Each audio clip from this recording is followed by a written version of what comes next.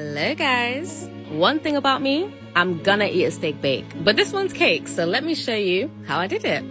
Okay, so first things first, I had some scrap chocolate cake, so I just cut that into a square using an actual steak bake for reference. I was so tempted to eat this, by the way, but I was like, let me just finish the cake first and then we can eat. So I'm filling the cake with my chocolate ganache buttercream, and I literally don't know why I added 2 layers. We all just saw how thick a steak bake is. It's not this thick, so I wasted about 20 minutes doing this, but I'm gonna show you guys anyway because we like to see the full process over here. Let's just ignore I did that, cut it back up in half, and then I'm just working with 1 layer instead. And I know I have quite a few followers who aren't actually from the UK, so a steak bake is beef and gravy inside puff pastry, and it's from Greggs. Greggs is the place to go for pies, sausage rolls, sweet treats, everything. It's a staple in the UK. So here I was just colouring my fondant to match the pastry, and then I added in some Tylose powder and loads of icing sugar because I wanted it to be crusty. I then pressed some aluminium foil in there just to give it more texture, and now it's giving, ew, it kind of looks like skin. But the crustier the better because we're trying to make puff pastry out of fondant. So here I'm just folding it over as if I'm literally making a pie. And at this point I was like, I don't know if I'm gonna be able to do this. Bearing in mind, guys, this is only my second realistic cake, so I don't have all the fancy fondant tools needed to do these types of cakes, so I literally just use what I have in my kitchen. Here I used a butter knife, and then I used a sharp knife to deepen those grooves or ridges.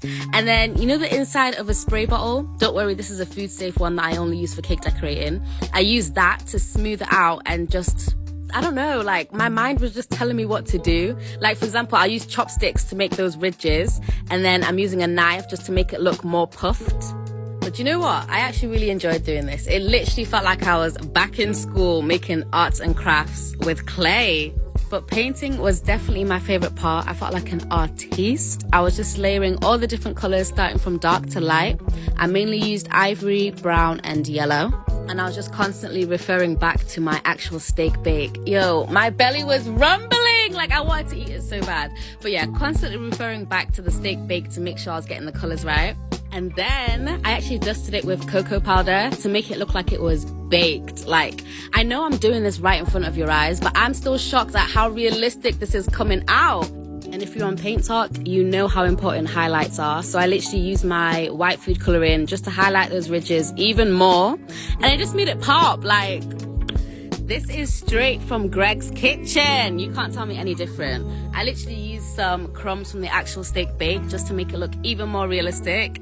Here is a final spin. Guys, I literally don't even know what to say. I have outdone myself so hard. Like, that looks like real pastry. Look at the detail. Oh my days. And just to show that it's actually cake, here is a slice. I did taste it and it was really yummy. Personally, I think I did a great job, but as always, let me know what you guys think and comment what your favorite item from Greg's is.